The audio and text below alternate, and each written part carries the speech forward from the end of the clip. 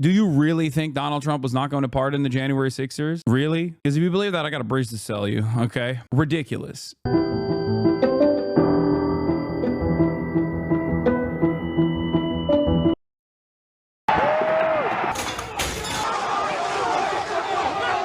I was up here, one of those officers up there.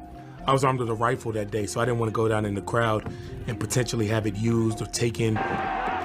Well, if these are the people that are going to be getting pardons, can you look at this and just say they deserve one? I don't see how. But President-elect Donald Trump has indicated that he might do just that. First day. Yeah, I'm looking first day. Issue these pardons. These people have been there, how long is it, 3 or 4 years? Okay. Pardons are one of the president's greatest powers, but also political liabilities. And that's what they are, as hostages. They've been treated terribly.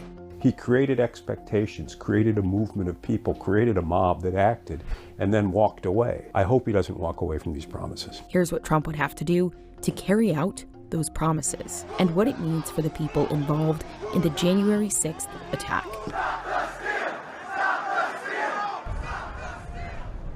So I still served at the Capitol for 3 years after the insurrection. I left to run for Congress in a fight to continue to hold Donald Trump accountable. When I was unsuccessful, I became a surrogate for first Joe Biden and then switching over to Kamala Harris. Well, I think that anybody who had anything to do with these incidents of that day need to be held accountable. Of the nearly 1,600 January 6th defendants, all have been charged with some form of trespassing or disorderly conduct, and more than a third have been charged with crimes involving assaulting, resisting, or obstructing law enforcement. What we went through that day wasn't normal, and we shouldn't normalize it. Save your country! A spokeswoman for Trump's transition team said in a statement to the Wall Street Journal that Trump will pardon Americans who were denied due process and unfairly prosecuted by the weaponized Department of Justice. I know the system. The system's a very corrupt system.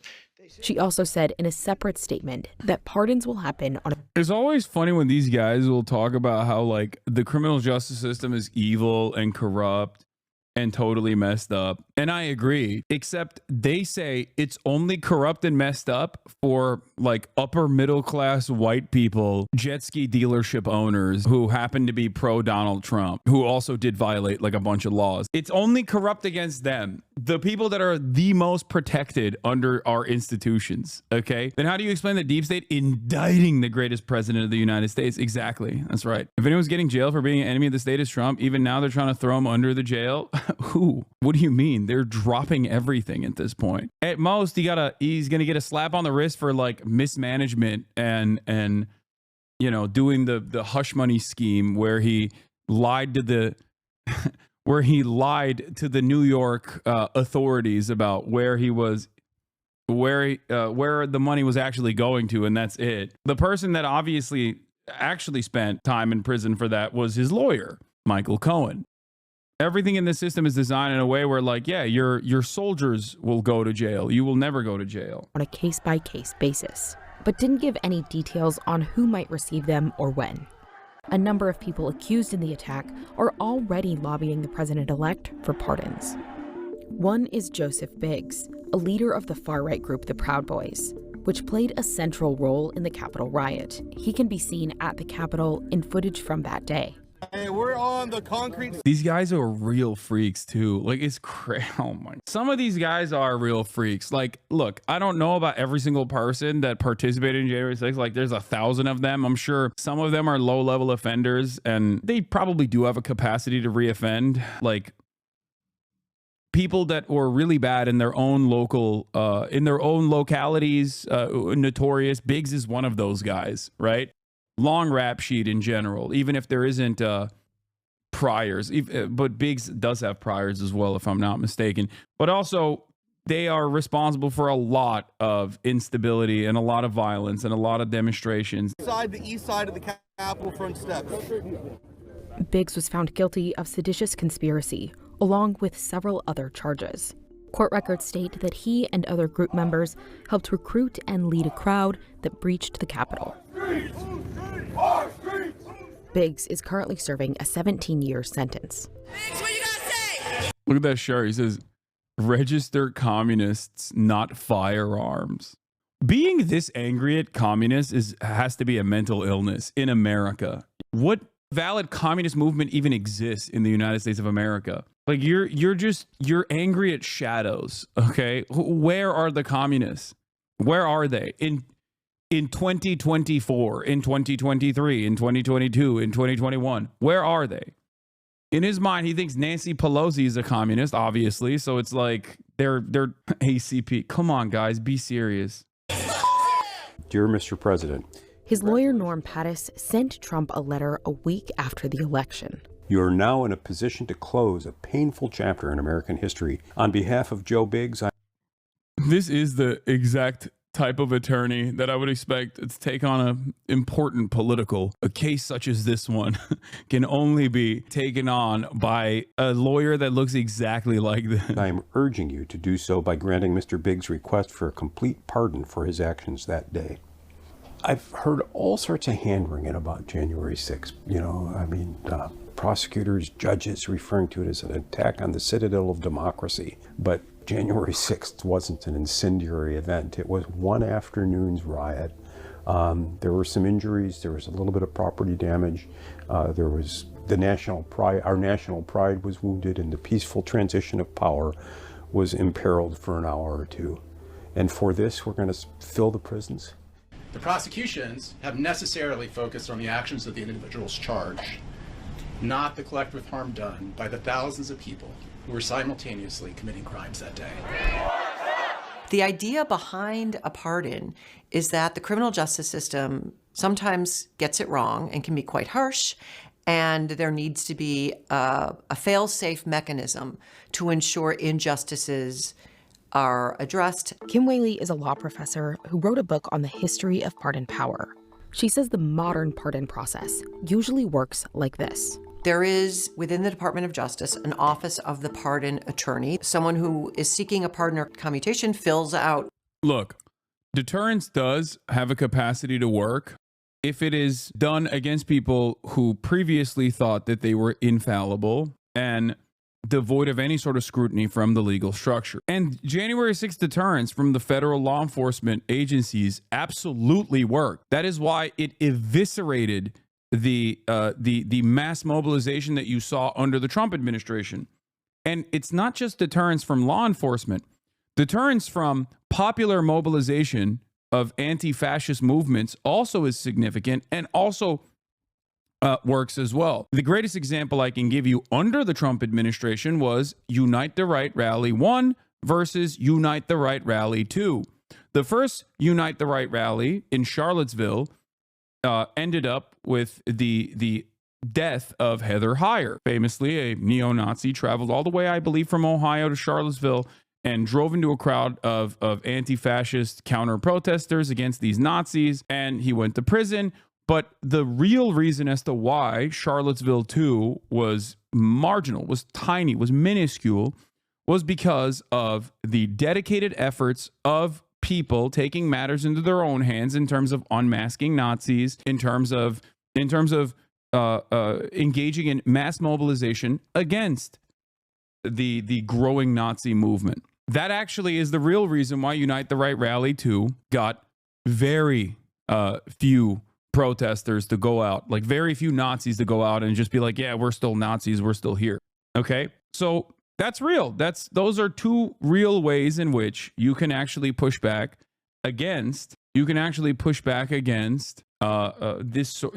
sorts of movements. My point is this. Deterrence in this circumstance was very successful.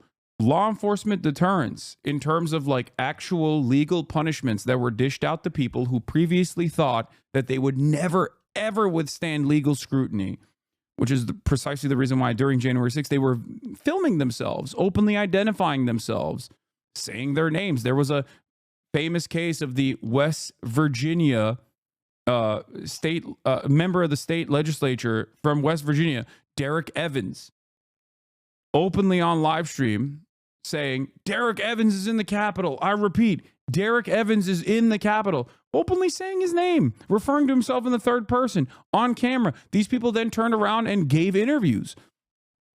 The reason why they did that without masking themselves, without protecting their identity, is because what they thought was just. They thought their cause was just, partially because they were, egged on by Donald Trump and many other prominent members of the Republican Party into engaging in this act. And also, they are not used to getting any sort of real consequences from law enforcement. They're not. They collaborate with law enforcement. Okay? So when the reality doesn't match their expectations, all of a sudden they have to start really reconsidering their choices when they go, I don't know if I want to join this kind of uprising again because I might go to jail. And a lot of these people have a lot to lose as well. It's not like they're pushed into a corner. These are HVAC business owners. These are people, these are real POCs, okay? Or POPs, people of privilege, people of capital, POMs, people of means, okay? So in that same vein, I think Donald Trump openly saying he's going to pardon these people and claiming that these people are actually heroes will have the exact opposite effect. It will galvanize people like this to mobilize again. It will embolden them, okay? It will remind them that, no, the law enforcement agencies are on their side. And I fear that that is precisely what's going to happen. I fear that Donald Trump's actions, such as pardoning these people, is going to end up causing them to feel like they were martyrs and they did the right thing, and that the president is on their side, and that they will want to do it again. Perhaps this time with, more mobilization. Perhaps this time with more consequential, like something that they will do will be more consequential than even January 6th. Better hardware, better mobilization. The form, it has a bunch of criteria that include acceptance of responsibility, for example. Those pardon attorneys sort through about 10,000 for every 4-year presidential term, make recommendations to the president, and the president can either accept or reject. But presidents can bypass this process entirely, which also bypasses application guidelines, like one that states convicts are only eligible 5 years after the end of their sentence. Those aren't constitutional requirements. Those are Justice Department requirements. And forgive me if I'm a little cynical about the Justice Department. I'm not going to the same fox who locked me up saying, can you open the chicken coop door? While not all pardons that bypass the typical process are controversial, presidents from both sides of the aisle have issued controversial pardons this way, some that left a lasting mark on their presidencies. Typically, presidents get in trouble when they don't follow any sort of Justice Department process. Alex Conant is a Republican strategist who worked for Marco Rubio. When a president uses a pardon to explicitly benefit a political donor or friend, something that your average citizen wouldn't be considered for, that rubs people the wrong way. Trump issued a number of pardons this way during his first term. Did the pardon of Sheriff Joseph Arpaio go through the pardon attorney office? I don't believe it did. And President Joe Biden recently issued a broad pardon of his son Hunter for tax evasion and lying about drug use. Biden had previously said, "Have you ruled out a pardon for your son?" Yes. Nobody likes paying taxes, and you shouldn't get a pass if you're a president's son. And I think Biden's pardons help the J6 case. I think the fact that Biden has so aggressively used his pardon powers in the final months of his presidency clearly makes it easier for Trump. I disagree. I think they're trying to tie this back to Biden, but I think Trump was going to do this whether or not Biden pardoned Hunter. This is not a defense of Joe Biden, okay? Trump just does not care. And anyone that tries to make it seem like Trump cares about what the Democrats are doing is so silly. If anything, this is a great opportunity for him to say, oh, you guys are hypocritical for criticizing me for doing this. Sure. Like, it's just giving him more ammunition, but he was going to do this regardless. Okay. Anyone that thinks that Trump wasn't going to pardon these, like if Hunter Biden was not pardoned by Joe Biden, do you really think Donald Trump was not going to pardon the January 6ers? Really? Because if you believe that, I got a bridge to sell you. Okay. Ridiculous. He never cared and he never will care. He will use the Democratic Party's actions to message, certainly. to similarly use the pardon powers as he assumes the presidency. If for no other reason, Republicans will be able to point back at what Biden did and to say Trump is no worse than Biden. But for Trump, the potential ramifications of January 6th pardons are difficult to predict. We've never had an event like January 6th, so I think pardoning the people that were part of it would be unprecedented by nature. This is a groundbreaking concept of pardoning people who violently stormed the Capitol to try and wrest power from a legitimate government and hand it to the loser of an election. A pardon kind of, this may not be the word, but it excuses that behavior, or it says it's okay. So what is to stop them from doing something like that again? And it's unclear what kind of pushback Trump will receive within Washington. I think members of Congress have a very different perspective on January 6th than Donald Trump because a lot of them were there. They remember what happened that day, and some of them are scarred by it. Yeah, I don't think so. I think the Republicans that were very upset that they were fearful for their lives very quickly have turned around and decided, no, these are our guys. We like them, actually. Sorry, we were wrong.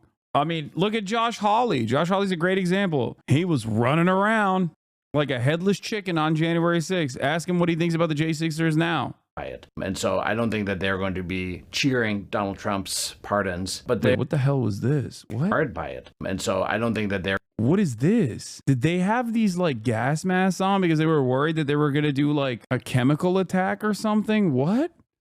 I don't remember seeing this photo at all. That's crazy. It was because tear gas was used in the rotunda. No, the Capitol Police were going to tear gas the building. Yeah, they did cheering use Donald Trump's pardons, but they also aren't in a position to fight it. But those J6 warriors, they were warriors, but they were really more than anything else. They're victims of what happened. One of the questions I have is whether there will be a blanket pardon, an amnesty pardon, or whether there will be selective pardons based on perceived loyalty.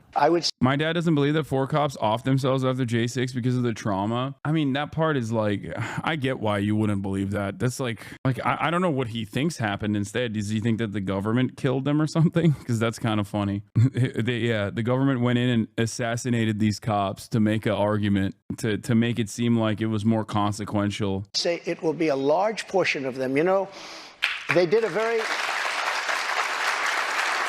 And it'll be very early on. Joe Biggs risked his life for this country and was injured, awarded a Purple Heart, and he lost his pension for participating in a riot. That's just wrong. I mean, this has been 4 years consuming of my life. I wish I was still working at the U.S. Capitol. I wish I was still there, and we didn't have to live that ugly day that happened. But now it is a part of our history. It's not going away. I think it's important to not let people rewrite what did and did not happen that day. The next chapter will be written when Donald Trump takes the oath of office again and decides which January 6th participants will benefit from the president's extraordinary power. Whenever you pardon somebody who has been convicted of hurting law enforcement, whether it's the January 6th case or anything else, I think that is going to be politically more difficult to explain.